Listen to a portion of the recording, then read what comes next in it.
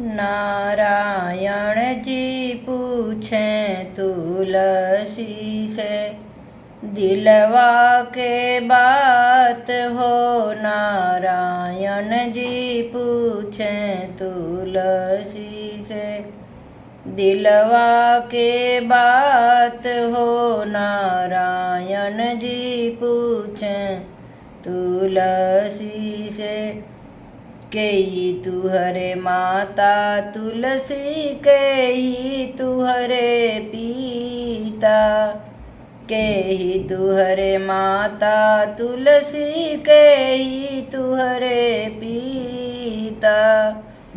कवन नगरिया में, कवन नगरिया में भइल तुहर विवाह। नारायण जी पूछें तुलसी से, दिलवा के बात हो। नारायण जी पूछें तुलसी से, कवन नगरिया में भइल तुहरो विवाह। नारायण जी पूछें तुलसी से, दिलवा के बात होता। नारायण जी पूछें तुलसी से, धरती हमरो माता हई, मेघ हमरो पिता। धरती हमरो माता हई, मेघ हमरो पिता।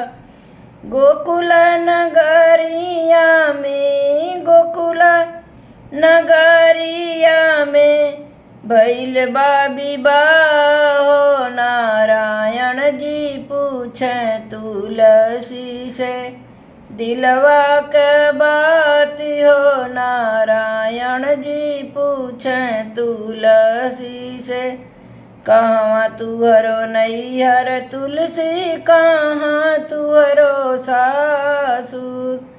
कहाँ तुहरो नैहर तुलसी, कहाँ तुहरो सासुर। के करा ही नामक सिंदूर, के करा ही नामक सिंदूर भरेलू तू मांग हो। नारायण जी पूछें तुलसी से, दिलवा के बात हो। नारायण जी पूछें तुलसी से, गंगा तीरे नैहर हमरो, यमुना तीरे सासुर। गंगा तीरे नैहर हमरो, यमुना तीरे सासुर। तोहरा ही नामक सिंदूर, तोहरा ही नामक सिंदूर भरिले हम मांग हो। नारायण जी पूछें तुलसी से, दिलवा के बात हो। नारायण जी पूछें तुलसी से, दिलवा का बात हो। नारायण जी पूछें तुलसी से।